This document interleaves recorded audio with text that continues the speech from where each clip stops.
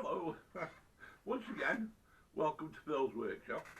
We've now got you set up on the tripod, and what we're going to show today, if I just put these out of the way and clear some of the decks, I'll just put that down there for now. Okay, so what are we up to? Right, well, like I say, what we do is we're going to make some more boxes today, and this is my little mobile workbench that I use, due to the fact that I think you can see the state the state of the bench, and unfortunately that's the way it is, but there you go. Right, okay, so little boxes, and the little boxes are those. These are ones that I've already started to make up, and as you can see, there is no bottom on and no top. Well, I've got the bottoms and the tops already cut. Obviously all it is just a carcass. Now, that bit there, that I'm trying to show you, but I think I'm failing. Yeah, I think you can see it. This bit here is what I've done on the route table. So I'm trying to get stuff through all the stuff to you at the same time. Just to make the slider like so. Now, obviously, I haven't made the video of the cutting because I don't think I need to waste your time watching some silly bugger cut all the bloody wood and get it ready.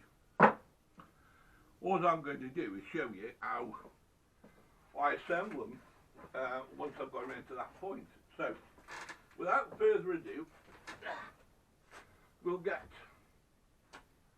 two sides.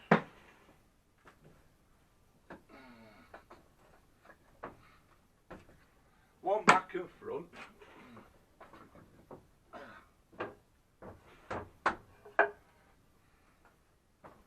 And we'll get this sorted out. Now, I don't know what you people have got, or how you do it. And I'm not saying this is the right way to do things, but this is the way that I do things. As I say, I don't know whether it's right or wrong, but there you go. So, first of all, first thing I do is just have a quick rub over. I don't fuss with this because I do this later. All I do it for, to be quite honest, is so that I don't get no bits of my fingers. There's nothing worse than getting a splinter. And just for the sake of a few seconds, just to run it over, saves any chance of getting the nasty little bits in, like that, and suddenly stick it into your fingers and any other part of your body. So just a quick run over. Now, I don't know whether you people have had anything to do with making boxes, and it's only a simple box. Especially any boxes like with the sliders. When I did the first one, I must admit, it was a total disaster. And the reason why it was a total disaster is because I couldn't get the piece that I cut to slide down. Now, it wasn't for the fact that the grooves weren't in line, they were. But what it was is the fact that the cutters I put in needed to be just that little bit bigger, and of course I hadn't got one at the time. So right, what I do now is I get that at the edge there. Now, as I say, I don't know what your setup is, but for me, save me standing, this works wonders for me, and it's a great little bench for me to have, even though I've got that bloody big thing there, which I keep on saying as I will clean off. And I have done, believe it or not, I have cleaned it off, but therefore it's still got dirty. So here we go. Now all I do is just run that through there a couple of times, and all that does is just take off the roughness. Now I know as me, what's the names are newish, my router bits, but even so, you can still get some rough spots. So rather than trying to do something with it once you've got them built, it's ideal just to get some fine sandpaper and just rub it down. Or if you've got something else you can run down it, run that down it.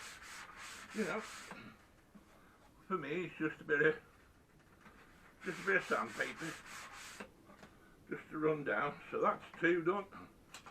And of course, not forgetting the back. And we do exactly the same with the back. I tell you what, people, I hope you're having a fantastic day today. I certainly am. The weather's great, and I asked the missus this morning, I said, how are you feeling today, darling? She said, I'm feeling well, thank you. Because as some of you know, my poor dear old missus has got stage 4 cancer, and she's like the rest of us. She has good days and bad days. Today is a good day, and I thank the day for being a good day for her. Now, you can put these together with whatever equipment that you've got. Now, as you can see, I've got clamps all around my little bench here, but what I've also got is a couple of these bank clamps. Now, I don't know what everybody thinks about these, but for me, I found them with these very useful. They're not the easiest thing to work with, I don't suppose, you know, but of course it works for me. I have used clamps, and I do use clamps, but sometimes I just stretch things a little bit and go to these. Now, make sure I'm going to laugh at this one, because when I started making them three there, before I nailed it up, I actually put this in upside down, the back bit, so I got the routed piece at the bottom. Good job I checked. The same as the old adage is with when you're going to cut something. Just check your measurements. Right, so pop that in there, and then pop that one in there. And then what I do then is just generally tighten it up and just give it a bit of a tighten. And just make sure I've got things right. Now, straight away we've got things wrong, because I've got one on the outside and one on the inside. It should be on the inside. So, flatten it up, flatten that up, Put that on the inside. Point tortoise and that off and flatten that off. Okay, so what we've got now is we've got it more or less. Now you could from this point now nail it and have done with it, but because I've come from an industry where you sometimes tend to over-engineer or put more in than what you need to put in, I'm going to glue these as well. So, but before I do that, the other thing I want to do, which I haven't done, again, you don't have to. It's just the way I do things. So we'll be right. Is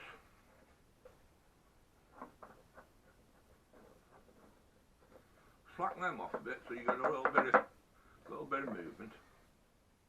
Pull them out to one side for now, and then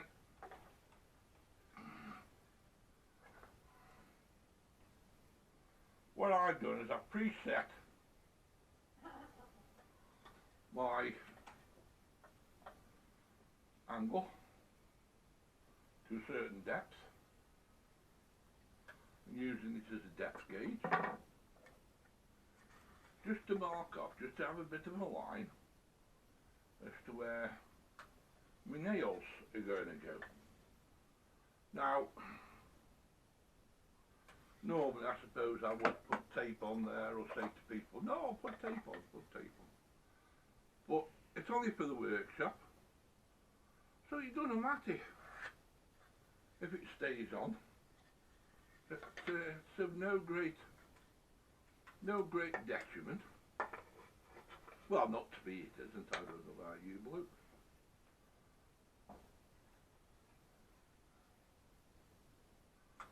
Oh, I must say as well, is I've got some of these bowl ones off Amazon, along with some extra shorts to go with them, and some of them are coloured. And I tell you what, people, they are the bee's knees. They're not expensive, like some of them are that you can get. Some of them can be very expensive, but this does just the same job. And the other thing about it is it's got, I think you can see that, it's got a sharpener in the top knob, so I can actually sharpen it